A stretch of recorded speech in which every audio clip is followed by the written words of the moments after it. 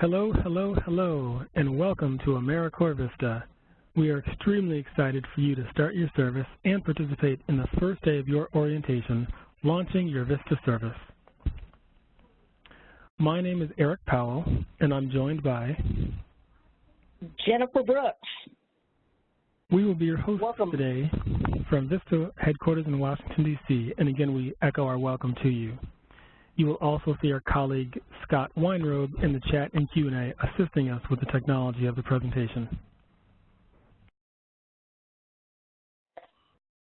So now that you know a little about who we are and where we're located, we want to know where you're serving.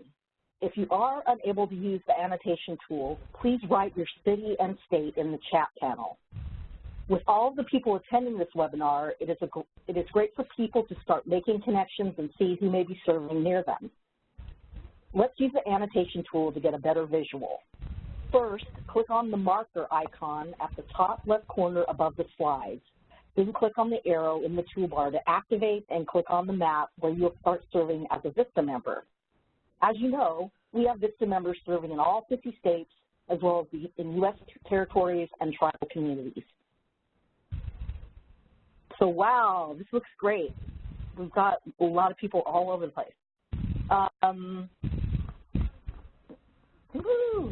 Looks like a very, very high concentration of people near Massachusetts, New York, Delaware, and New Jersey, representing the Northeast.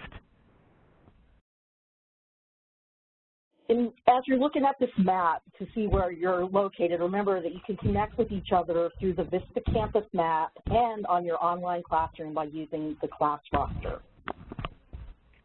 It's always great to, as Jennifer quickly mentioned, it's always great to see where people are serving because as you know, with everyone serving across the country, and we do have VISTA serving in the states where no one is represented today, but it's always a good idea to see during a virtual member orientation where people are coming from, what time zone they're in, and who's next to each other, like Jennifer said, so that you can follow up later on and communicate via the Connect and Learn tab on the VISTA campus. Great.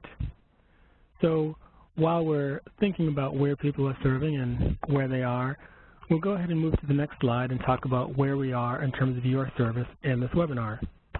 So here are the session objectives for today.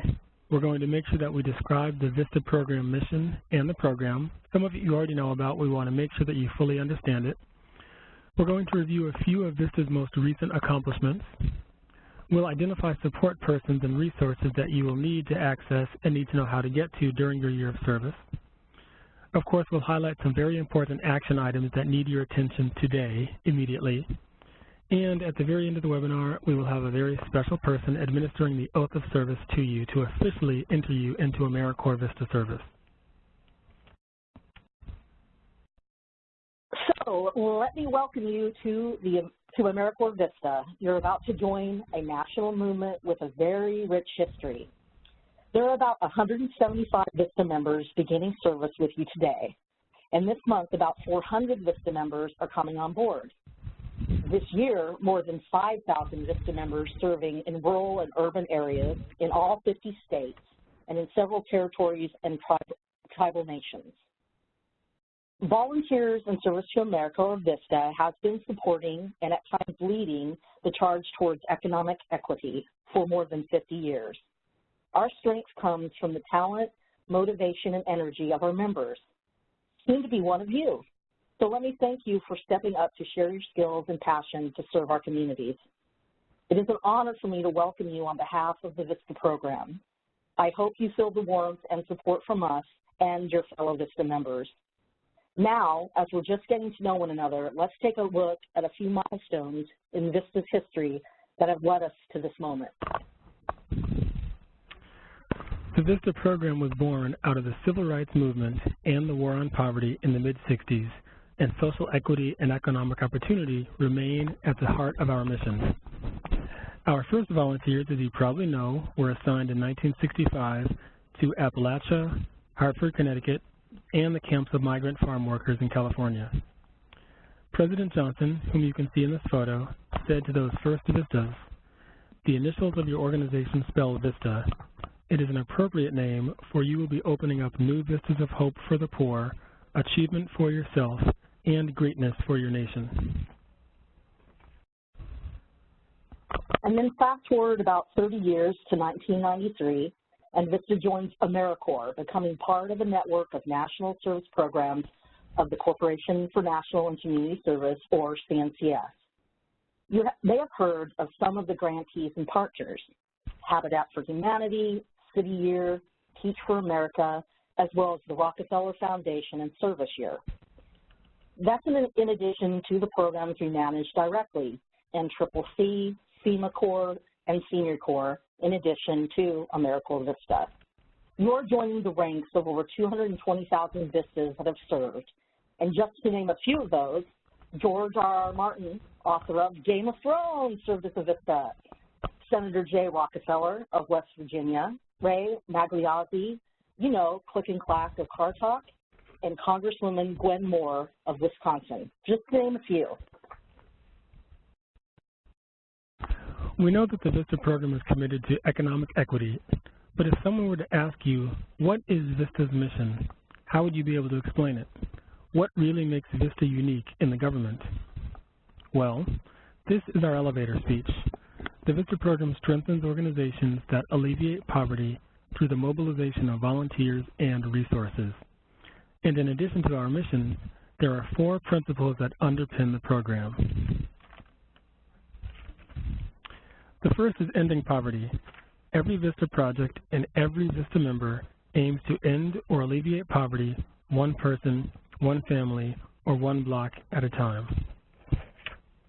Second, empowering communities. In contrast to parachuting in and doing good things for people, VISTA members live among and involve community members in planning and carry out the project.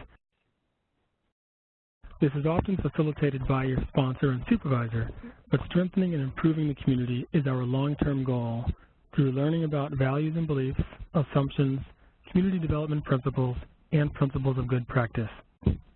Third, creating sustainable solutions.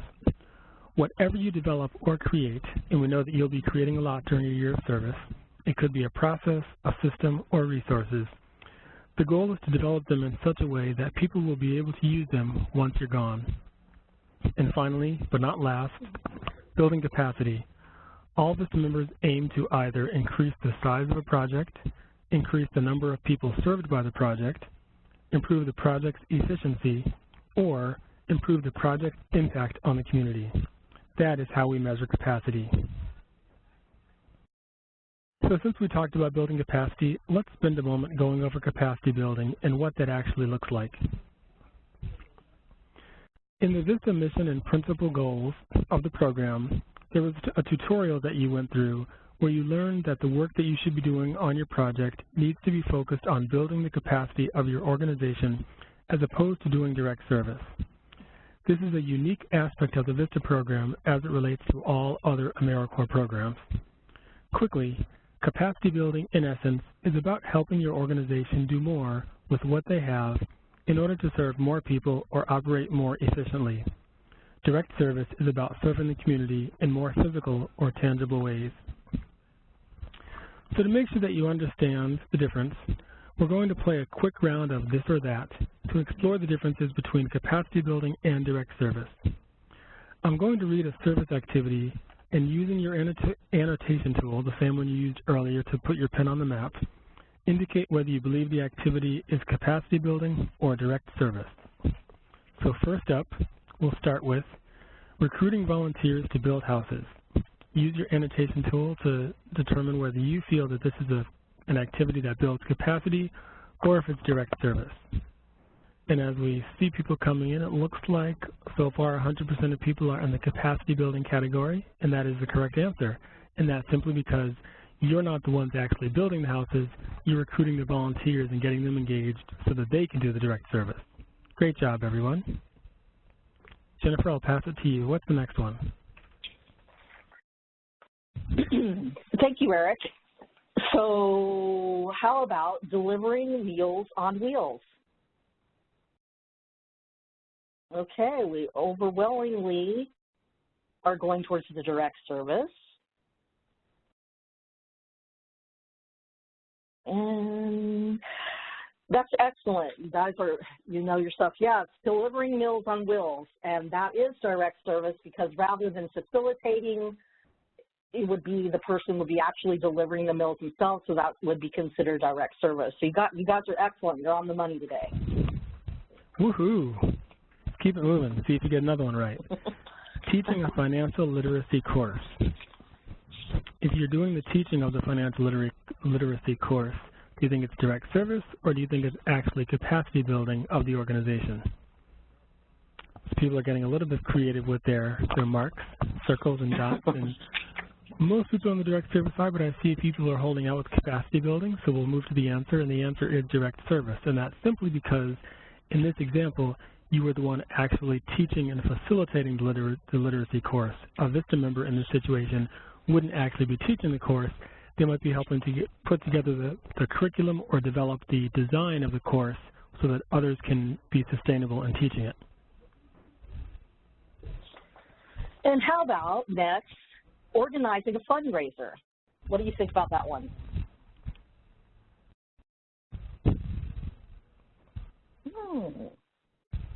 Oh, someone made a heart. I think that's a heart. We love VISTA Yeah, too. We hope you do too. Ooh. Smiley face. Woohoo! And yeah, very, very good. Capacity building, that's excellent. Yes, because of course in organizing a fundraiser, you would be building capacity by actually coming up with the tools to be able to organize a fundraiser for future use. So let's do one more. We don't want to bore you, but we want to make sure you get it right. Setting up partnerships in the community. Think about this one carefully because it could be a little tricky, but if you're setting up partnerships in the community, would you define this as direct service or capacity building? I guess we don't need to belabor the point. Everyone says capacity building, and that is correct. Because as a VISTA, one thing that you should be doing is not only setting up and creating partnerships, but sustaining and strengthening partnerships so that others can actually continue the direct service. Nice. So as we transition from thinking about capacity building and direct service, we want to mention here that we feel that you as a VISTA member most likely believe that we have a responsibility to bring an end to poverty in your community and around the country. And if you truly are committed to working with communities to resolve this issue, then you are in the right place. And again, we're happy to have you as part of the AmeriCorps VISTA program. We just spoke about the 4 principles, and we know that these 4 principles guide community development for us. Community work requires lots of coordination, collaboration, and working together towards long-range goals. As you think about the principles, use the chat panel to let us know which of these principles resonates with you. Excuse me. It could be ending poverty. In the chat, a lot of you said that you wanted to help bring people out of poverty in your community through different mechanisms and means. Some people mentioned empowering your community because it's a passion of yours to work with community stakeholders, identify needs, and put those needs into action, which is really what VISTA is all about. It may be capacity building, as we just did in the example. You might see a project and can identify a plan to increase their effectiveness. Or it could be sustainability. Maybe that's what drew you to your position, and you really wanted to focus on making things more permanent for the future. And so far, it looks like, Jennifer, I don't know if you see, but it looks like initially a lot of people were saying empowering communities was the biggest thing that resonated to them because they really felt like it was important to help the community develop resources within itself to solve their own problems.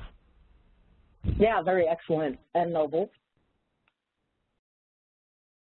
I see a couple that say sustainable solutions. Some people had mentioned that in addition to you start with empowering the community, but then once you do that, you put in sustainable solutions so that after you as the VISTA leave or after things change, the solutions and the problem, no, not the problems, the solutions and the resolutions that they've come up with are permanently in place to help people not just come out of poverty, but remain out of poverty and grow in the future.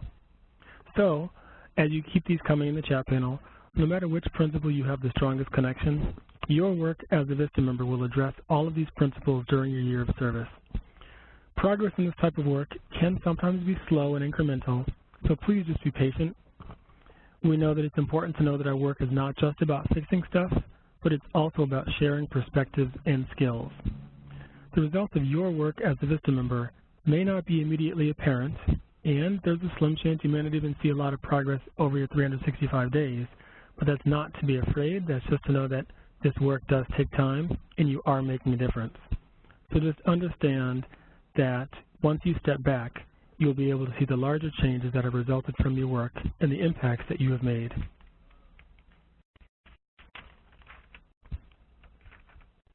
So now let's focus on your assignment. And the best way to do that is through reviewing your assignment description, or VAD. All VADs include the following 3 elements.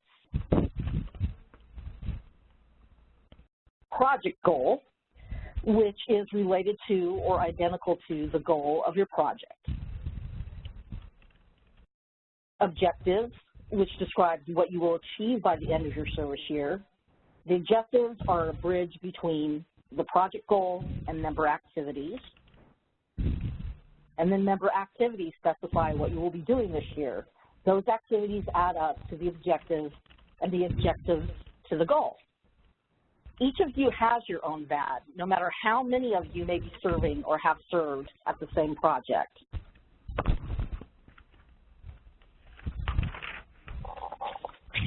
Because the VAD is your work plan for the year, we strongly recommend that you focus on it with your supervisor in the next few weeks, and that you refer to it throughout the year.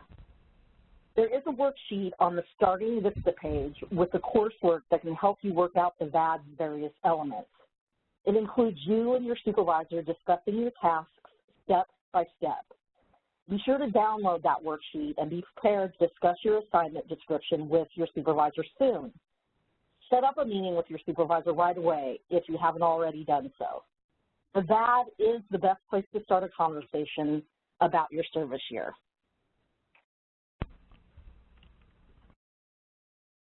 So as Jennifer was talking about the VAD, we want to know, what will you be doing as a VISTA member? We know that the impact you make this year depends a lot on you because you're the one in that position, but it also depends on your community, the VISTA project, and sometimes just on good fortune. So as you think about this question, type your answer in the chat panel so that everyone will know and learn and can see who else is working on projects similar to them. When you take a look at your VISTA assignment description, or just from what you remember you were told, what will you actually be doing as a VISTA member? You can put a couple of brief words or a sentence if you'd like to, but go ahead and use the chat panel now to, again, type in what you will be doing as a VISTA member. So far I see developing a mentor program for the Boys and Girls Club, which is, of course, extremely important because a lot of youth and even adults need mentors to guide them and shadow them so that in the future they have someone to rely on and a critical area of support.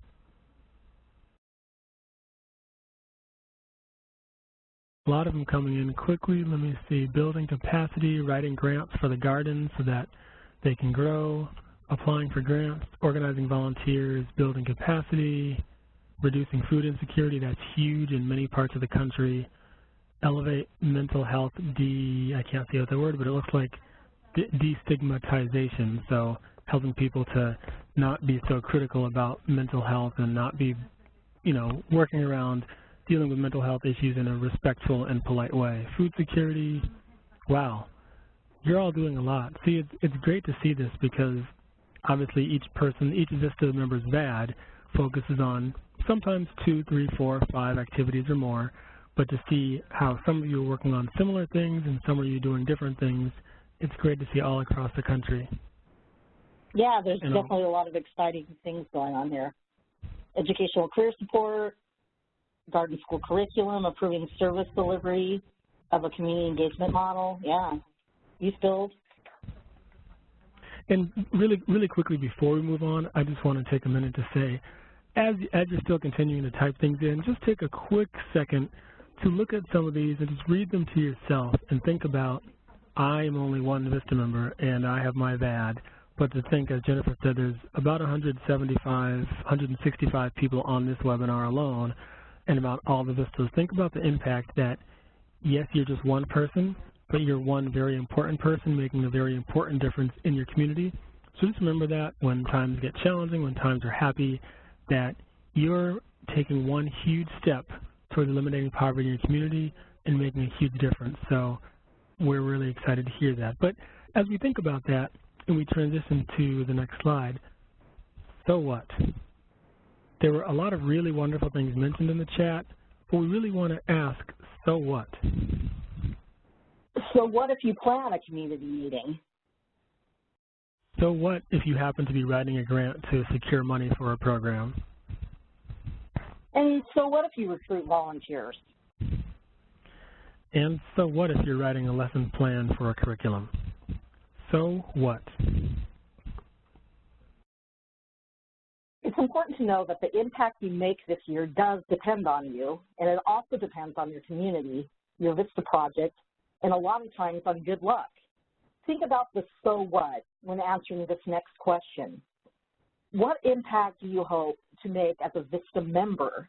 And by impact, we mean what will be the end result, rather than what will your activities look like. What will happen as a consequence of your success? Think about this overarching goal that your service is working towards as you go into your year.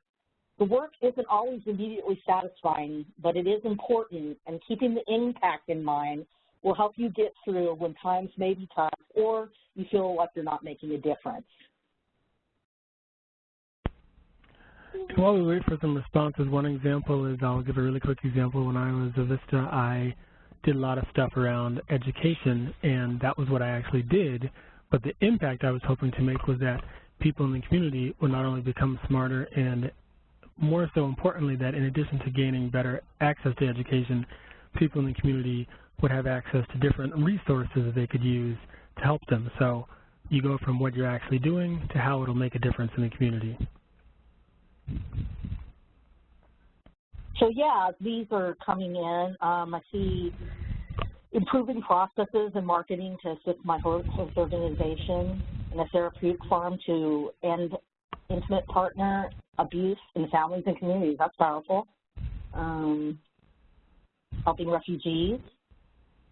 Wow, children will be properly fed and excel in their academics. It will also unite the community. That's huge.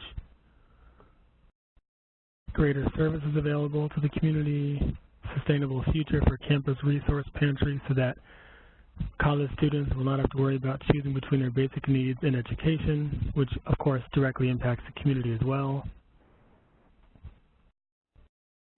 Developing programs to increase retention of student veterans in higher learning. That's a very good one. People in my community will have the opportunity to invest into fixing their homes, knowing that their money will not be wasted. That's a really important one because people don't want to get ripped off or have to waste money on a project that maybe they could do on their own, or at least have the knowledge to understand when someone is trying to rip them off. So that's all around education. Daniela, thank you for that comment.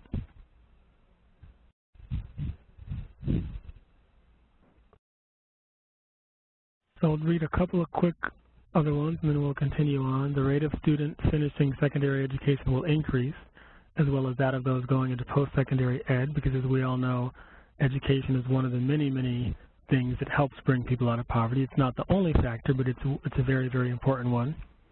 And then finally, helping veterans, graduation rates will improve, and also cultivating deeper relations between my organization and members within the community to sustain positive growth to ensure that we are able to continue serving individuals impacted by intimate partner abuse. There's so many different things that VISTAs are working on, and the impacts that all of you make, especially in your year of service or even in the first couple months of service, is significant. So keep track of that on your own and make sure to be aware that we're here to support you as well as your state office and your supervisor. And as we talk about impact, these are the impacts that you wanted to make, but we also know that we said that the VAT accounts for your service during the year. So we want to take a look at some of the things other VISTA members have accomplished and the impact that they have made. And these are the measurable, not the intangibles, which are often the most interesting. So for example, in 2017, VISTAs have raised $206 million, that's a lot of money, in cash and in-kind donations for their sponsoring organization. And what's even more amazing about the dollar amount, that amount, $206 million, is more than twice what Congress has given the AmeriCorps VISTA program to run its entire program. I don't think I've heard of any other federal agency that more than doubles its appropriation, so that's extremely amazing. VISTA in 2017 recruited, trained, and assigned 800,000 community volunteers who collectively served more than 8 million hours of service. The National Center for Children in Poverty estimates that 16 million children in the United States, about 1 in 5, live below the poverty line. VISTA members made it possible for their sponsors to serve 3 million of those children in after-school programs, tutoring, and assistance in food security. Programs supported by VISTA members in 2017 also served 140,000 veterans and military families. And also, in a single year, about 8,500 VISTA members built the capacity of more than 4,500 nonprofits and public agencies, about 70% of those VISTAs in their hometowns. Since 1965, more than 220,000 VISTAs have served, and soon you will be among that number. Again, these are just some of the incredible impacts VISTA members like you are making, and will continue to make. But before we move on, let's quickly review what we've just covered. So we did briefly look at how VISTA relates to other national service programs in AmeriCorps. We then dove into the VISTA mission and its key principles and discussed how they relate to your VISTA assignment description, or VAD. And finally, we shared with you some of the impact VISTA members have had in the past year. So now we're going to shift to looking at ongoing support during your year of service. So the two main websites that will support you throughout the year and even after your service are the VISTA Campus and My AmeriCorps. My.americorps.gov is where you apply to your position, where you did your direct deposit, hopefully, and where you can access your VISTA assignment description. It is also where in a few weeks you will be able to access your living allowance statements, request certain benefits, and print your service letter. We'll talk about these a little later. VistaCampus.gov is where you completed your onboarding courses and tutorials. But the VISTA Campus has much, much more than just the tutorials you completed before today. There are opportunities for ongoing learning and professional development. You can sign up for courses, find other VISTA members, and also learn more about all of your benefits. There is too much on this site to explore all of what the VISTA Campus has to offer, because it is an important element in helping you navigate your year of service through building skills, obtaining professional development opportunities, and more. A quick look at the navigation bar lets you know that there's materials to help you live as a VISTA and work as a VISTA. Here's just a snapshot of what's under the work section. You can also locate and reach out to other VISTAs under the Connect and Learn section, and I encourage you to do so. Also, we offer webinars on a range of topics related to life as a VISTA, such as living on the living allowance and using the Siegel AmeriCorps Education Award, and for work, such as building a digital ad campaign or strategizing your funding search. We record these sessions and offer them as webinars on demand. So if you miss a session, you can go back and you can watch it at any time. You will receive an invitation in the coming weeks to a webinar called Learning Opportunities for Service and Beyond, which will help you develop a concrete plan for building skills you'll need to succeed.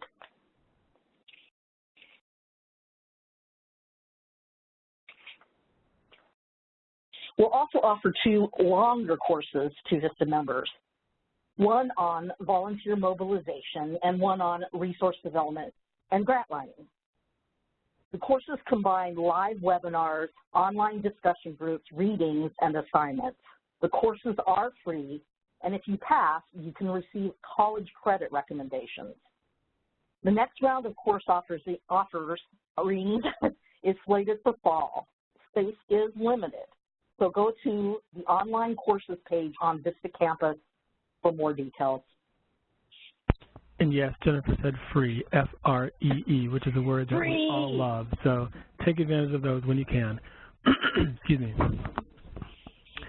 A slightly different shift is that we know that there's some decisions and action items that you will need to complete today. Most of you have already done that already, but some of them you have to do in the next 2 weeks. The first set of items relates to your VISTA benefits. The information you need to make an informed decision is located in the benefits section of the VISTA campus in one of the tutorials, which is one of the tutorials you took on the VISTA campus. First is your direct deposit. We cannot express how important it is that your direct deposit is correct, because if you have any doubt that your information is incorrect, the routing and bank identifying codes, for example, you should check again and contact your bank. Otherwise, you will not be paid and you'll have a delay in pay, and there's nothing we can do about that, so make sure it's correct, please. Second, we'll quickly mention your end of service award. Did you select the stipend worth $1,800 or the Siegel AmeriCorps Education Award, which is worth $5,920, which you can use towards student loans or tuition? Make sure you read through the end of service section on the Benefits Hub to carefully make sure you pick the right one for you. Oh, and I was just going to add, because you can switch up until the end of your 10th month of service from the Education Award to the cash stipend, but if you select the cash stipend, you cannot switch back to the Education Award. But all those details are on the VISTA campus. And third is healthcare, which we know is very important for most people. You need to opt for the healthcare allowance of $7,350 or the healthcare benefit plan if healthcare.gov coverage is unavailable to you in your state or in your county. Visit AmeriCorpsVista.imglobal.com, which is on the screen, in about 2 weeks, and you'll get an email about this. And by that point, you'll be given permission on the site, and you can choose which of the two benefits, not both, applies to your situation. And again, you'll get an email with more information about this.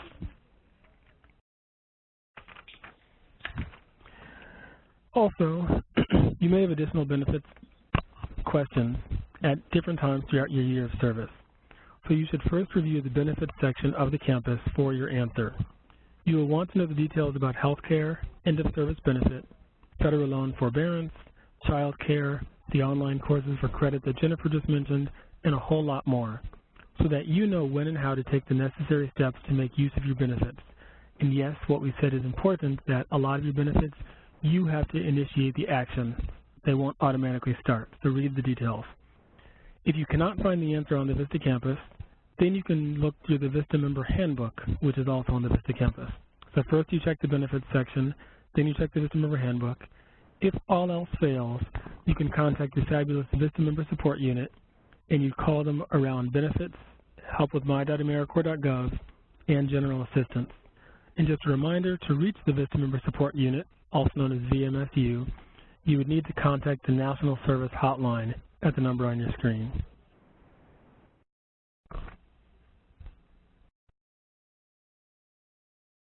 So here are the other action items that require your immediate attention.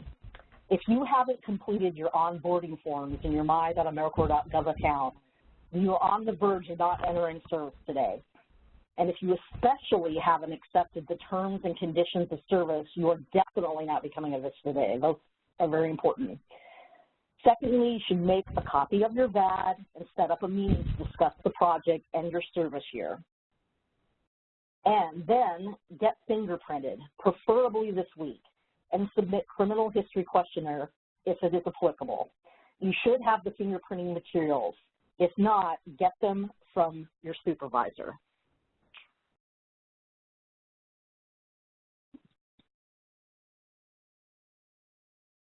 And speaking of fingerprints, as we mentioned last week, we will need your fingerprints in order to run a background check. We do this to protect the community members and volunteers we work with and to protect yourselves as well. First, you need to get fingerprinted, as we just mentioned. And second is that when you applied, we asked if you had ever been convicted of a crime. You may not have disclosed everything, not just 10 years back, or because you thought a DUI is a minor traffic violation, or that you were a minor and it was expunged. If you fail to disclose any conviction in your my.americorps.gov application, fill out the criminal history questionnaire that is included with the fingerprint cards and send it in as instructed. When the FBI report comes back, we will compare it to your disclosures in the application and on the criminal history questionnaire form. If everything aligns, you will not hear from us.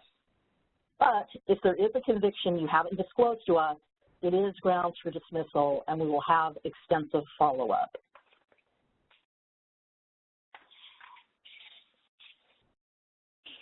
Your supervisor has fingerprint cards. Each person gets 2 fingerprinting cards and instructions for you. You are responsible for getting fingerprinted and submitting your fingerprints to us. The VISTA program is providing you with a $25 fingerprinting subsidy, which will be included in your first living allowance payment. You should also be provided a return UPS envelope, or your project may be able to pay to ship them to VISTA headquarters. So please get fingerprinted as soon as possible. The deadline to submit your fingerprints is Wednesday, August 22nd. Failure to submit your fingerprints within the time frame could result in termination from service. So please do not let this happen. And by as soon as possible, we strongly recommend you and your VISTA supervisor make sure you get them done in your first week of service. That way you don't have to wait till the last minute and there's no potential concerns with your service. Thank you for that, Jennifer. And as we talk about more support and fingerprinting and supporting the program and making sure that everyone's compliant with the program, we show this slide to show that this is a graphic reminder of the list of resources that's on the starting VISTA page of the VISTA campus. And when you're on the VISTA campus, if you search support, you'll be able to find it. You can manage your own support by taking time to navigate vistacampus.gov and my.americorps.gov so that you are familiar with them and know where to go. And I'll also say that you can also manage your own support by knowing your communication style and your work style preferences, that you should communicate that with your supervisor so that your support is already kind of grassroots and developing from your first day of service. And when in doubt, if you have any questions about, again, my.americorps.gov, about benefits, about support, if you can't get that answer from your supervisor or your state office, you can contact the VMSU through the National Service Hotline. Other ways that we talk about support are a little bit more exciting because we talk about lots of VISTA stuff. One of the greatest things about being a VISTA member is really being part of the wonderful and amazing family of AmeriCorps VISTA. And as an AmeriCorps VISTA community member, we really want you to show your VISTA pride, because you really never may know where you make a connection with someone or find someone else who knows about the program. So we strongly encourage you, put the AmeriCorps VISTA logo on your business card if your supervisor makes business cards for you. Put the AmeriCorps VISTA logo in your email signature and on your organization's website and brochures. Because the more visible you are, the more support you get for your project and for the AmeriCorps VISTA program as a whole. And since a lot of people refer to the VISTA program as the best kept secret, we really don't want it to be a secret anymore. We want people to hear about VISTA, use your elevator speech, and show your VISTA pride, because that means more VISTA members in communities doing the work that we need to get done. The web links that Scott is posting in the chat lead to places that you can get AmeriCorps VISTA publications and gear to use in your office and represent in the field. I'll quickly say that in a minute we're going to be talking about, later on in about a week or two, you'll get an email that you can order specific free VISTA gear that is free, but the links in the chat are if you want to actually pay for additional VISTA gear. So just stay tuned for that email about the free VISTA gear you'll be able to get. We also strongly recommend that you take pictures and share them with us through our Twitter and Facebook accounts, because we might want to share your story or retweet your photo. And again, more social media means more communication, means more people hearing about the VISTA program. Just make sure you do not put the VISTA logo in your social media profile. And you will receive an email again with instructions on how to order your free, and you actually get lots of items. You get a VISTA polo shirt, a t-shirt, a lapel pin, a tote bag, a water bottle, and a journal. 6 different items, well, 7 if you count a free virtual hug that we'll give you. And you'll get that email once in about a week or so after you successfully submit your oath, and we'll talk about the oath in a few minutes. But just make sure that anywhere you can talk about VISTA with you and your supervisor, we strongly recommend that you do that to further benefit our program. Now I'll transition over to Jennifer to talk about the oath of service. Well, the time has come. We're going to segue into the oath of service, very important piece of today's presentation. The oath of service is an important step in you becoming a VISTA member. Because of the importance of this topic, we are pausing the chat at this time. We will be posting instructions in the chat regarding the oath, and we want to make sure everyone sees the information we're sharing. Once we're done with the oath, we'll open back up the chat for comments. And so if you have any questions at this time, you can type them in the Q&A panel.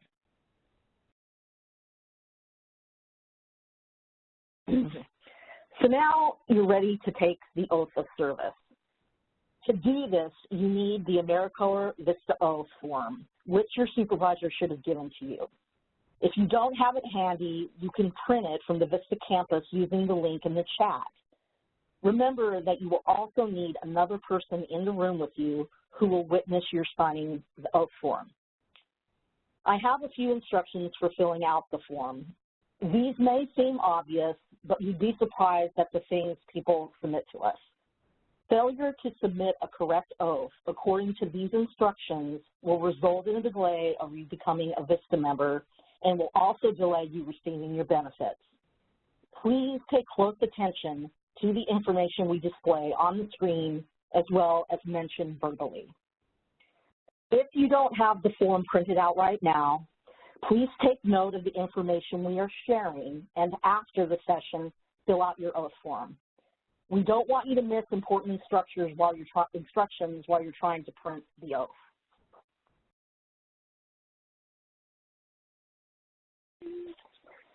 So as I said before, this form may seem obvious, but it needs to be done correctly, so please follow along. As you see at the top, in box 1, you should print your full legal name, which you used in your AmeriCorps application, full legal name. In the next box, give the name of the organization that is sponsoring your VISTA project, likely the organization where you are serving, right underneath your name. Underneath that, in box 3, put the city and state where you are serving. And then in box 4, put today's date, 7/23/2018, as your first day of service.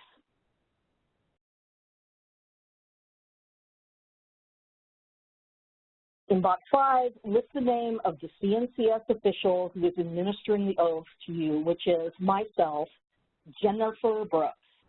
Don't get this wrong. You need this name on your oath form, Jennifer Brooks. For those of you that don't have a printed oath form, as I said, I recommend taking a picture of this screen so that you can know what to put on your oath after the session.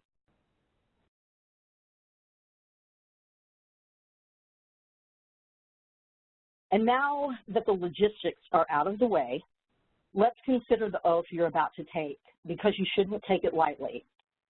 This is the same oath taken by all federal employees up to and including the Vice President. The President's oath is a little different. The oath includes the phrase, to defend the Constitution of the United States. By defend, this is not a call to arms. For some, in some positions, it may be. But for most of us, defense of the Constitution may just be the opposite of using arms. The Constitution is not an administration, not even a flag. Rather, it embodies the principles that elevate us from a loosely organized group on the North American continent to a civil society. We're pledging to defend the document that contains our civil rights against all enemies. Let us all as community builders, as change agents, and simply as citizens, choose our enemies carefully. More often, an enemy is a reflection of ourselves in bad light. Build bridges before you make enemies, and we will all profit.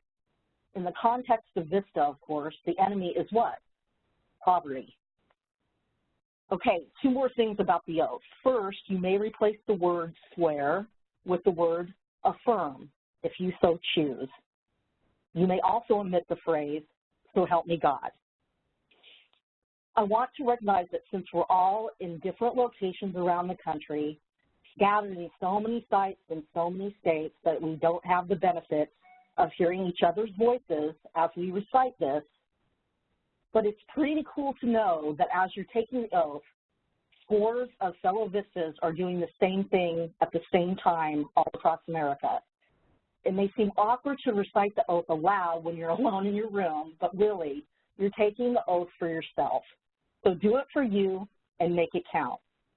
Now, please raise your right hand and recite the oath aloud with me.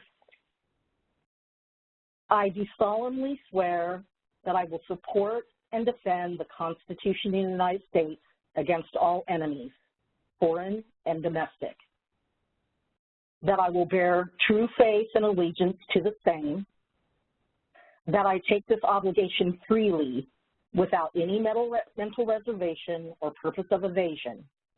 And that I will well and faithfully discharge the duties of the office on which I am about to enter. So help me God. Yay! Congratulations! You're our newest class of AmeriCorps VISTA members and now part of our great family. Welcome aboard. So the next steps, this is important to do, so we do this, so this just as important as what I just got through going over. So remember to take good notes. Once you and your witness, preferably it would be your supervisor, but if your supervisor's not in the room with you, whoever is in the room with you can witness it. They will sign and witness your oath. Once you have had the witness sign the oath, you please scan a copy of your oath.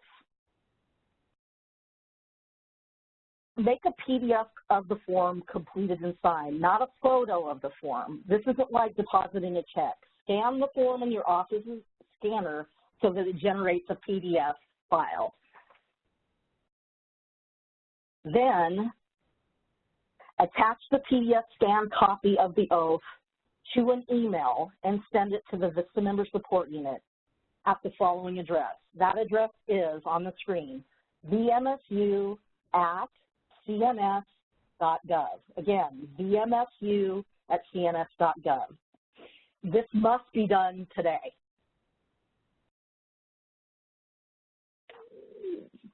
When you are doing the email, in the subject line of the email, this will help us administratively at the VMSU. Use the subject line, oath, your first name and last name, and today's date, 7/23/2018. So again, we ask you the subject line, oath, first name, last name, 7/23/2018, so that we can find your oath easily when it's emailed to us.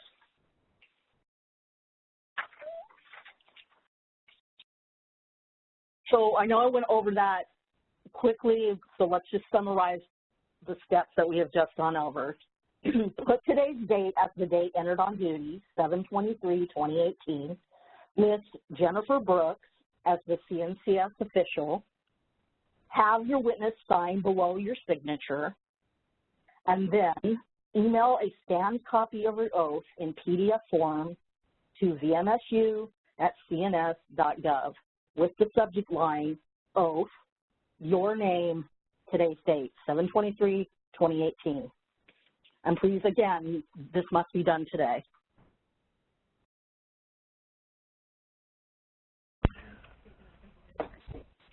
So now that all the logistics and everything is out of the way, we really want to know what you thought of this webinar, but of course, first make sure you take care of the oath immediately, because as Jennifer said, that's absolutely critical and pressing.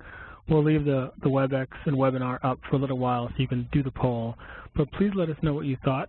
You'll see a poll on the right side of your screen, and you'll find a poll where you can share feedback about this webinar for future times to come. Take a moment to answer the questions, and we really want to be able to improve this for you and for other VISTAs as we move forward. And so while you're finishing the oath instructions, and while in a few minutes you'll finish working on the poll, we want to obviously open it up for questions and answers, because we know that we've given you a lot to think about, and it's your first day of service. You're probably wondering about certain things. So first, remember that you can always ask a question using the Q&A panel located on the right side of your screen, making sure to send the question to all panelists. But I will also now invite our fabulous operator, Sarah, onto the phone to let us know how people can ask a question by phone. Sarah? Thank you, Eric. We will now begin our question and answer session. If you would like to ask a question, please press *1 from your phone and unmute your line, speaking your name clearly when prompted. If you would like to withdraw your question, please press *2. Again, if you would like to ask a question, please press *1. One moment while we wait for the first question. Great. And as we pull up to see if there's any Q&A in the webinar, there are one or two that came in that thankfully Scott has answered, and I appreciate that Scott will quickly answer a couple of them now. One of them was about where do I find the oath form? Obviously, Scott posted the link in the chat, but we'll post it again just to make sure that you have a copy of the oath form because it has to be the specific form that we're using. And then there was a question about the free online courses and when we offer them. As Jennifer mentioned, we are expecting to open up an open season for them to be applied to in the fall. We typically try to have at least 3 inputs a year, 3 times a year where people can apply and start the courses. We haven't yet unveiled the 2019 calendar, but once we have that information and when the next round of courses are available, typically we, as in the VISTA program, will send out an email so that everyone is aware. But as Jennifer said, don't forget space is limited, so when you get that email, I would recommend applying as soon as possible. Jennifer, I have a question that I'll ask for you, and then I'll turn it over to Sarah. But here's a question that I think the VISTA Member Support Unit knows very well about is student loan forbearance. And Clayton says, I'm unable to find the loan forbearance link on my AmeriCorps. How do I get this link? Thanks, Eric. So, yes, Clayton, once you've been activated for service, so what that means is we get the oath back, we make sure all your forms are done, everything looks good to go. Essentially, we click a button, and your status changed from being a candidate to an actual VISTA member. Once that happens, you're going to have access to other links, and these are member links, one of which will be the forbearance form. So when you look at your member homepage, once you have access to it, under my there'll be a link, My Education Award. If you click on My Education Award, there will be an area and another link will say My Forbearance. You can click that link and you can fill in the information directly in there of how many ever loans you want to put in forbearance. You'll have to do one per loan, but that'll be available to you. So again, that'll be after you're activated for service. And that will be happening all this week and into next week. So within the next 5 days or so, you'll have access to your member homepage. And let me expand a little bit on what Clayton was asking. Yes, that question was specifically around loan forbearance, but what I want to echo in relation to what Jennifer said earlier in the webinar is several of your benefits, because of this activation process and the number of people on this webinar, there's several of your benefits that you will not be able to access for another week. That's the loan forbearance. That's if you need to print your service letters documenting that you're officially a VISTA member. Health care, to make your selection, that'll take about a week or two. So just know that even though you're starting VISTA today, make sure you get your oath submitted. But there are several benefits that it will take about a week or so before you can actually go in and take that action on those benefits. There's another question about, can anybody be a witness for the oath? Jennifer, would you like to take that one? Yeah, sure. And the answer is yes. I mean, we have said preferably be your supervisor, but no. So whomever, a fellow VISTA, somebody else in the office, it just definitely needs to have a witness signature underneath it, underneath your own signature. Great. Brianna, I will answer your question. Hopefully it doesn't confuse the rest of people who don't know this terminology, but I'm impressed because you're very knowledgeable on this. Specifically on the oath form, should we list our project site as our project sponsor or our intermediary sponsor? So in a nutshell, basically what she's asking is there are some VISTAs that only serve at one organization and that's it, but quite a few VISTAs will serve at an organization. but that organization actually reports to a larger organization. So, Brianna, I would recommend putting your intermediary sponsor first, and then putting a slash, and then putting your site sponsor. We don't technically need both, but that way it'll match up with our records. So if you have enough room to put your intermediary slash, and then put the site sponsor, that way it's all there. We can make sure it's matched up your name with the organization, and you'll be good to go. The next question is from Crystal. How do we document our hours? So that is a little bit of a tricky question, so I'll answer it first by saying, just remember, and I'm sure all of you know this, but the VISTA program, even though VISTAs serve full-time, 35 to 40 hours a week, depending on their agency, but the VISTA program is not based on hours, it's based on time. All VISTA members serve 365 days. So it is still your responsibility and your supervisor's responsibility to keep track of your hours and what leave you request. But what I would recommend as a VISTA, you should keep track of, just in a nutshell, how many hours you work a week and when you request time off. But you also need to check with your supervisor. Every supervisor does things differently. Some of them have an electronic timesheet that they want you to fill out. Other ones may have you fill out a paper timesheet. But in your meeting with your supervisor today or tomorrow, ask them how they would like you to fill out your hours, and if they say they're not sure, just let them know that the VISTA program does leave that up to the VISTA sponsor and supervisor to determine how to record the hours. So here's another question that relates to benefits, and Jennifer, I'm sure we can, if we don't have an answer, we can find an answer, and this was from Sure. Victoria. I read something about the Perkins loan as well. Can you speak more on that? So I'll be honest, I don't know. I mean, I know where you can find it. I just don't have everything memorized. But yes, with the Perkins loan, there is a benefit if you choose the end of your cash stipend as your benefit, and you happen to carry Perkins loans, you can have a percentage of those loans forgiven through the Department of Education. And remind me, Eric, is that chapter, I forget which chapter it is in the member handbook, but it goes into detail about what you have to do, and you have to contact the Department of Education. It's like, I'm sorry, I can get this, we can make sure we get this to you. I just forget which chapter it is. But yeah, but that's a great point. To Victoria, yes, the answer is yes, there are benefits. The Perkins loan benefit is a little bit more specific and nuanced, so I would recommend reading the information not just on the VISTA campus, but also on the Perkins loan website, because as Jennifer said, there is a certain portion of that loan that can be forgiven if you select the end of service cash stipend. So definitely check that out, because it sounds like that could be useful to you and several other people. Another question about student loans. Catherine asks, can I still have the interest paid on my student loans at the end of service if I opt not to put them in forbearance? The answer to that is no, and that is simply because in order for us, as in AmeriCorps VISTA, the National Service Trust, in order for us to actually track how much interest you accrued on your student loans while you're serving, it would have to be put into forbearance, which is a special status that we can keep track of it through the National Service Trust. So if you do want the option of getting the accrued interest on your student loans paid off at the end of your year of service, you do have to put your loans into forbearance. But I'll quickly say, I've never, in my 9+ years of being here, I've not seen any negative circumstance of putting your loans into forbearance, because it allows you to not have to pay on your student loans while you're serving, and it gives you the benefit of us paying off your loans at the end. You certainly can still pay on your loans while you're serving if you want to, but you do not have to.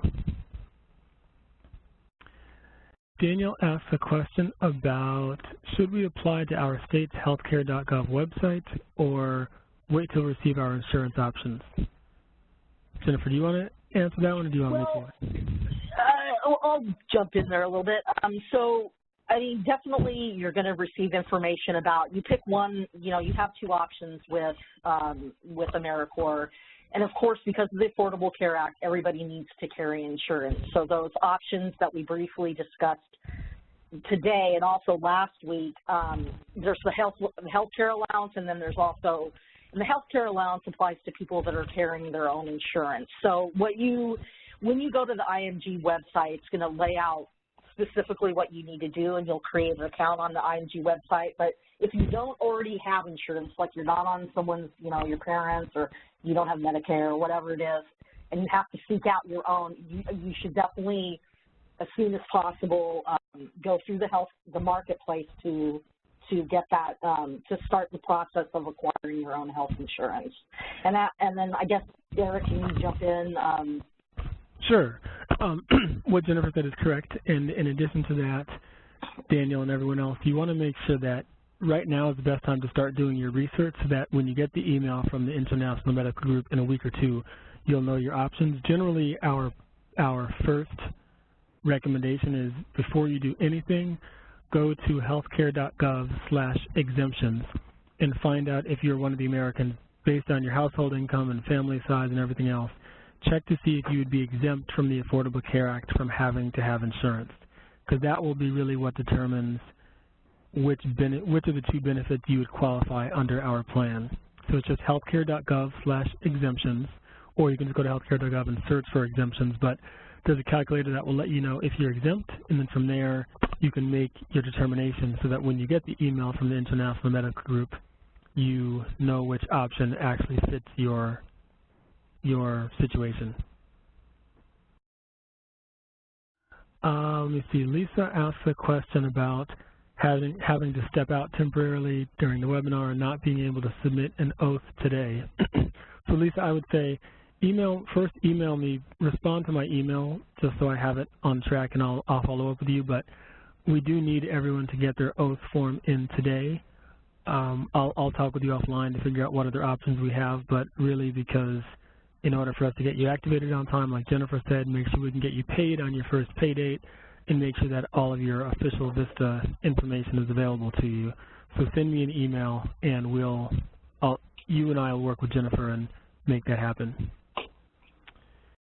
Beverly, I will also ask you to email me with regard to your question. I will answer that offline because that's a very specific question for you that I don't want to answer for everyone since it may not apply to everyone. But Catherine's question for the VISTA oath form, is the project sponsor the entity that provides the VAD, or is the institution where you serve? So Catherine, either one of those should be correct. And sometimes there's two different names because what might be on the name of the institution that might be on your VISTA assignment description might be the specific site where you're serving, but they may report to a larger organization. So I would say, to answer your question, write down the institution where you serve, and that'll be fine. Jennifer and I have the information we need to match your name with the institution where you serve to make sure that your oath counts towards you. And I apologize, Sarah, I meant to ask if there were questions on the phone a few minutes ago, so I will see what questions do we have over the phone.